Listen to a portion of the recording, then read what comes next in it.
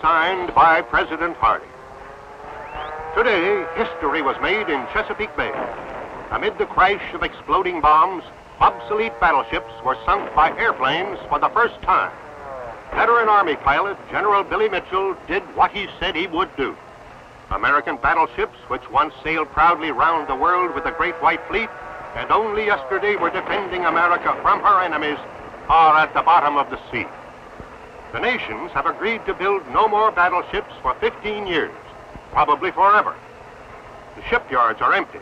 The scrapyards are thundering to the sounds of destruction of whole squadrons of battleships. Does this mean the end of the Dreadnaught battleship?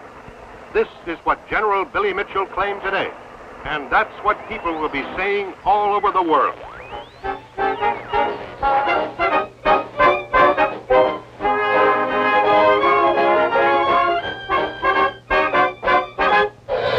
The men became more skillful, and the guns synchronized with a rhythm of destruction, and the enemy planes tumbled down in awful balls of fire to a hissing death in the ocean.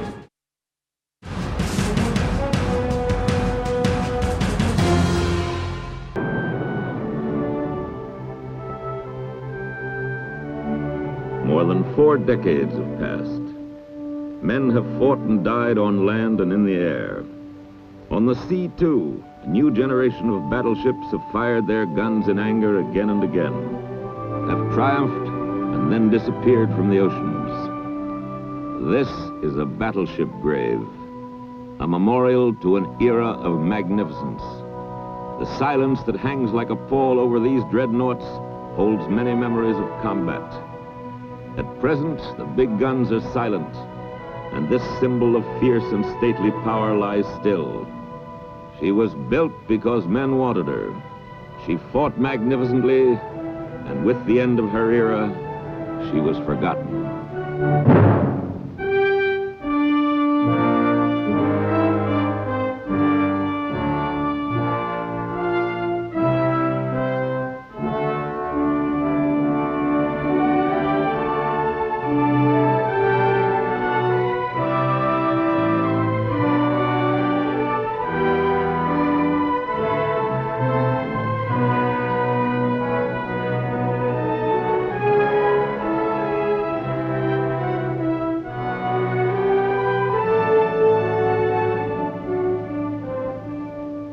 Here lie 3 of the last and greatest of this super breed of fighting ship, waiting for perhaps one more call to duty.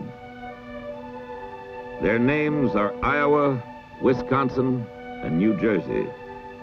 Their home through these lost years, a remote pier in the Philadelphia Navy Yard.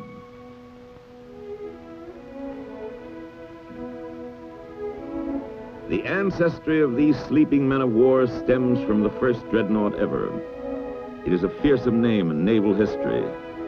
Fear God and Dreadnaught, the family motto of the English Admiral Lord Fisher, who created the first all-big-gun battleship early in this century as a challenge to anyone who might dare to dispute England's rule of the world's oceans.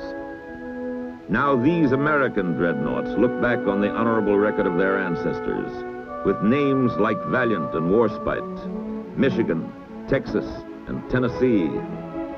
The nations of the world built 175 of them at a cost of countless billions.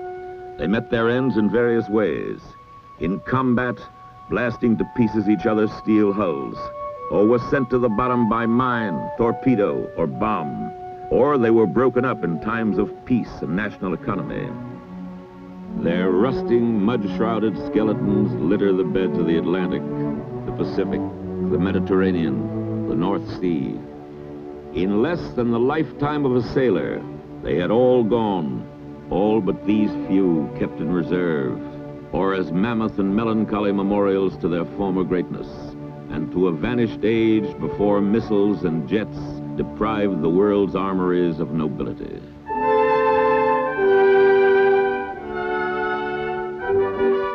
In the years of uneasy peace and depression, the United States Navy had still kept its faith in the older battleships she had built from 1910 to the 20s. Linked now with the new carriers, they were the nation's first line of defense, and their omnipotence brought reassurance to a troubled generation.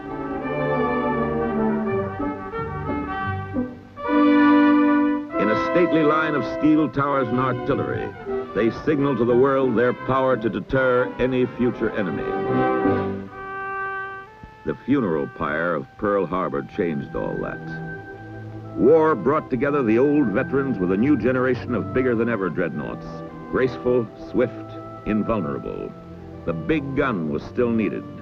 There were 10 new ships in all, the greatest concentration of artillery the world had ever seen. One of these giants was destined time and again to etch her name in black gun smoke and white wake across the battle-contested Pacific Ocean.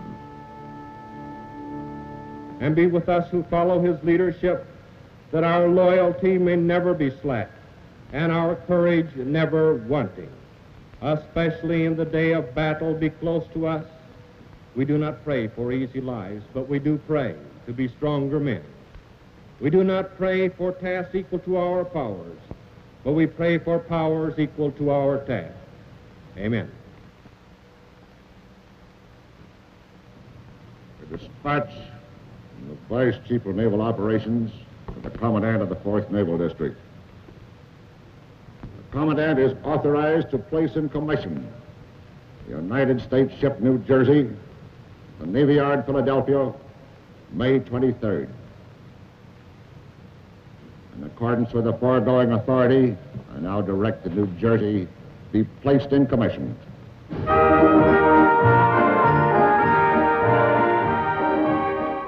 The year was 1943, and the New Jersey, a steel miracle of speed and firepower, was ready to join the United States Navy for Pacific War service.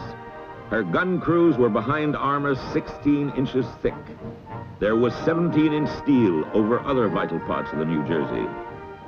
Her 16-inch guns could hurl 2,700-pound shells 23 miles with unerring accuracy. More than 100 lighter guns could blast any raider out of the skies, and she was strong enough to resist the worst the enemy could throw at her.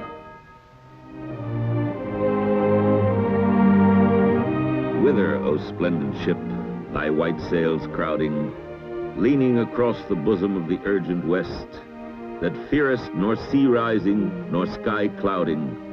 Whither away, fair rover, and what thy quest? Robert Bridges' white sails had given way to 212,000 horsepower turbines, and the quest of the New Jersey and her sisters Iowa, Wisconsin, and Missouri was victory in the Pacific. There was no pause after her shakedown training before the New Jersey's baptism of fire.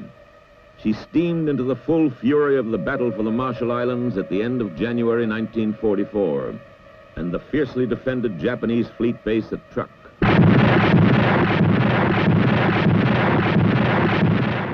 Her great guns created devastation ashore. Her 5-inch, 40 and 20 millimeter artillery stamped the sky with hectic patterns of dark puffs and streaked it with arching tracers.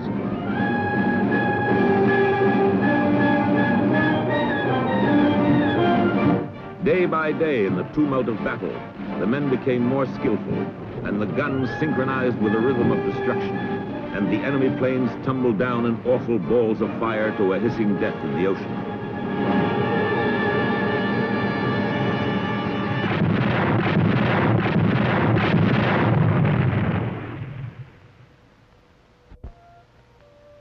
From Kwajalein to Truk, from Ponape across the equator to New Guinea, from the damp chill of a north wind to the feverish heat of the southern Philippines, the officers of the New Jersey once lived off-duty in this wardroom, talking of the routine problems of the day, or maybe that big shoot when the brown stain of their shell bursts had all but screened off the island of Guam before the invasion craft went in. Or what the captain had said when that kamikaze grazed the foremast and exploded 50 yards off the port bow. Through the tedium, the discomfort, the frequent sharp dangers, there was the talk, and from it grew the bonds which secure the friendships of fighting men.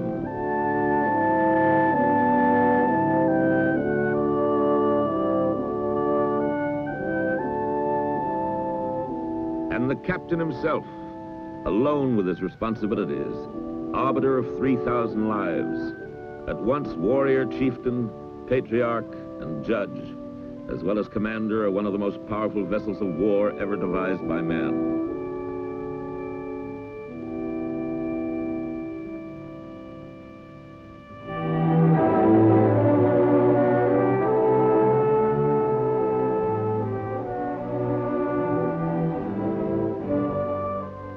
The price of the battle stars earned by the New Jersey and her sister battleships was paid in the lives and injuries of good American sailors and the sorrowing of wives and families. Blood had flowed in every combat at sea since Actium.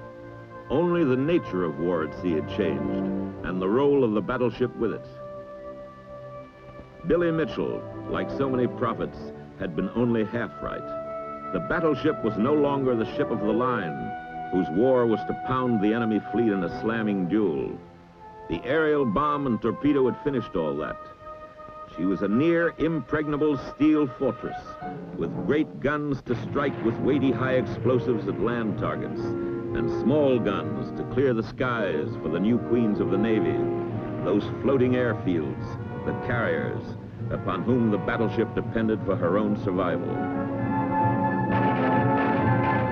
Now the battleship was the fleet's armed bodyguard, sharp of eye and quick on the trigger. Bull Halsey himself hoisted his flag on the New Jersey, wove his webs of strategical genius, and leapt on the flies as they flew into trap after trap.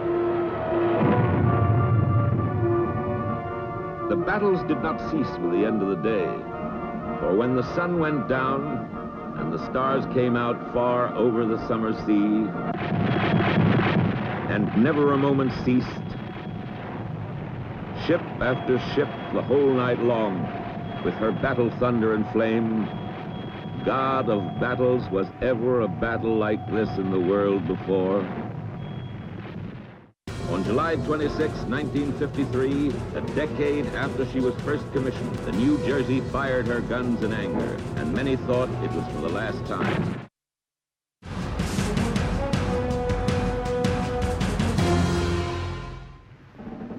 It was the summer of 1945. The end was near.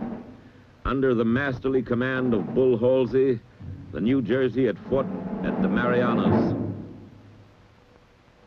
the Philippine Islands, at Iwo Jima. Like Sir Francis Drake on Plymouth Hoe, awaiting the Spanish Armada, Fleet Admiral Halsey had time for a game before the final and decisive triumph. The enemy was crumbling fast. The New Jersey was steaming at flank speed to participate in her final annihilating battle, Okinawa. Down here on that day, the smell of danger was as acute and penetrating as the scent of the hot bearings and racing turbines, no less because it was the last battle. And the courage of the men was of a very special kind, as they exercised their subterranean skills, learning of the battle above only from the sounds and shocks, knowing that if the outcome was defeat, their chances of survival were the slimmest of all.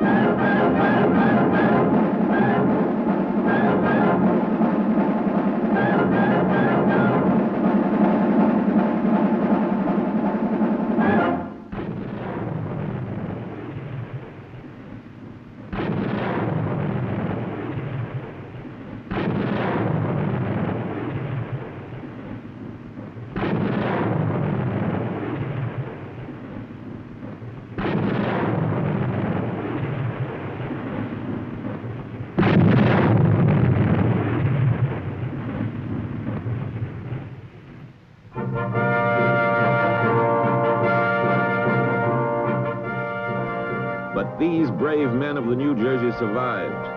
And after that last battle, they raced up from the darkness of war into the dazzling light of victory to join those who had worked the guns. Yes, at last, it was all over. The hot days of war turned to the cold days of peace. Old enemies became new allies. Old allies became less friendly. In the troubled air of the late 1940s, many an American battleship went to the breakers. But some of the greatest were kept just in case. Even in this new missile and jet and nuclear age, there might still be a place. You never knew, not with a Dreadnaught. invincible Dreadnaught.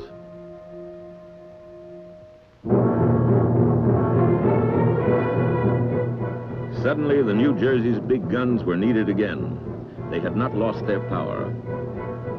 Off the Korean coast in 1951, the shells span out explosively from the barrels, in salvos and broadsides, to pinpoint shore installations and the new enemy in foxholes among the Kaesong Hills. On July 26, 1953, a decade after she was first commissioned, the New Jersey fired her guns in anger, and many thought it was for the last time. It seemed right and proper that this great battleship should be the last in the world to fight. Again, the old warrior was retired, with affection and deep respect, but without ceremony.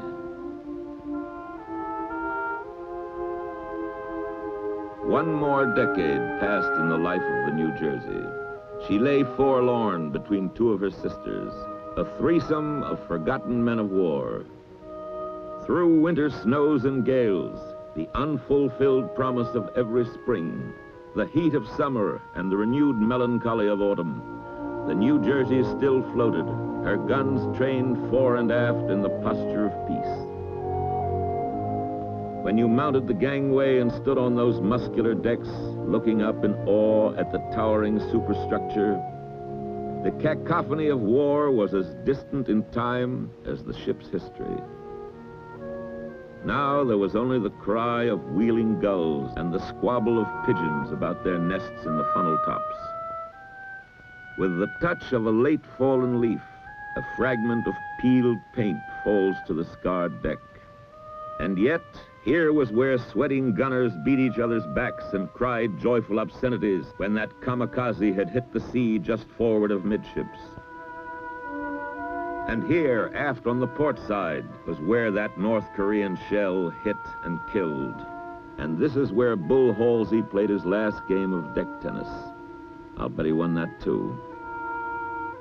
It was so old a ship, who knows, and yet so beautiful. I watched in vain to see the mast burst open with a rose, and the whole deck put on its leaves again.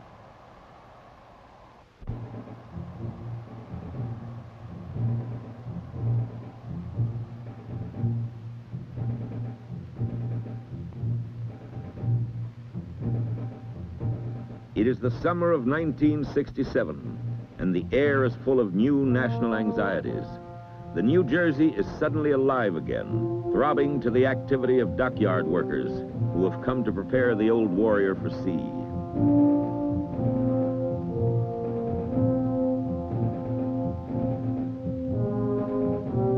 Yet again, the battleship is to be called back to active duty.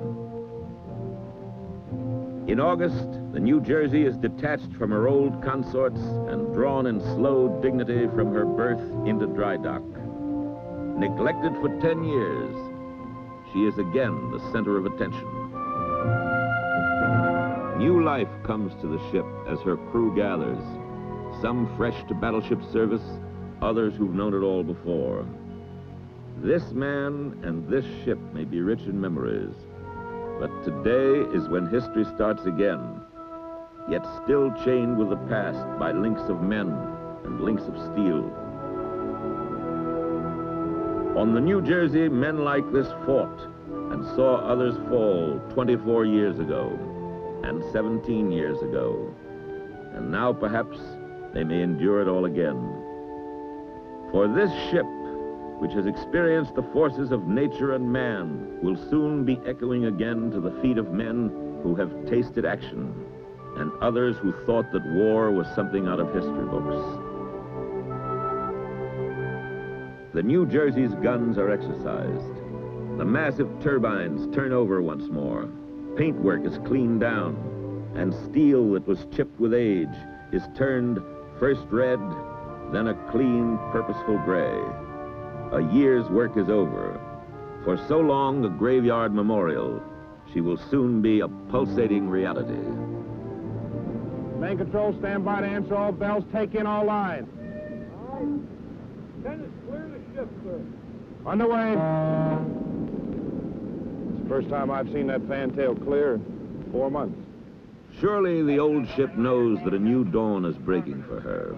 That again, after such a long, long silence, the crisp orders of her new commander are ringing out from her bridge. Get astern, sir.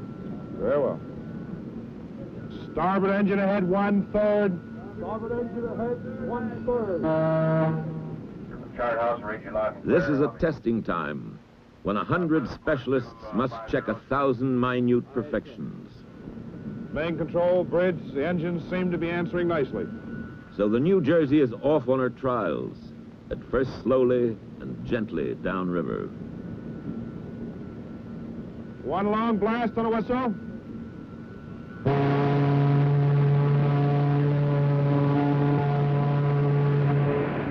Then she feels again the heady sensation of speed and the swift caress of the 33-knot water sweeping along her hull. In a few days' time, the Navy and the people will come to pay their homage, and the band will strike up in joyful unison with the cheers at her recommissioning.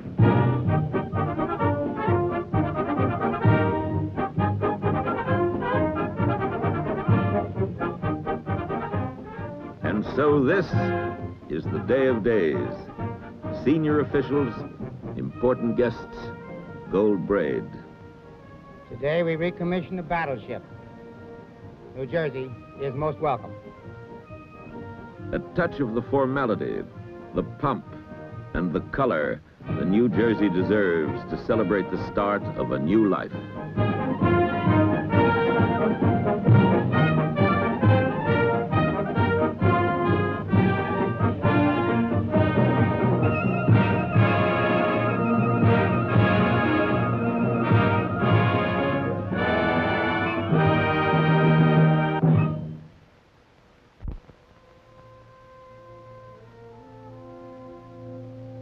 Philadelphia, May 16th, 1968. A cold, steel gray dawn. Just a quarter of a century since the New Jersey first sailed away to war. The last act has been played. There remains only the finale. Her stage is the boundless ocean, her true element, where all the great roles in her long and dramatic life have been enacted. Released at last, she seems to cry out in triumph, "I am going to sea again, to sea, to sea." And from across the water comes the anguished echo from the Dreadnaught's forgotten sisters.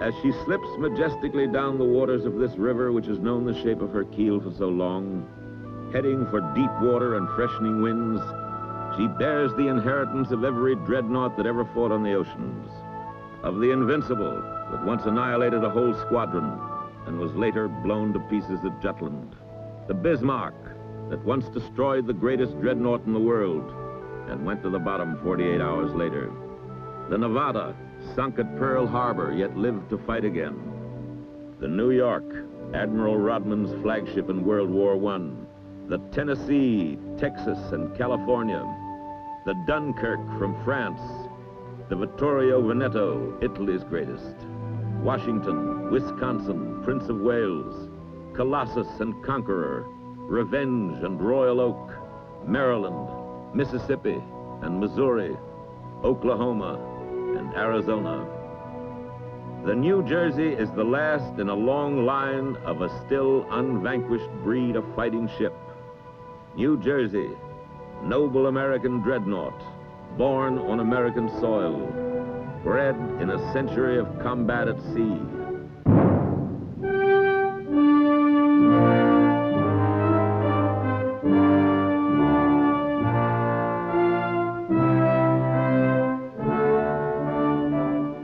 Sail then, New Jersey. Sail again out to the seas that have missed you for so long. May your tasks be honorable and peaceful. May your destiny be as proud as it always has been. Sail away, great ship. Godspeed and safe return.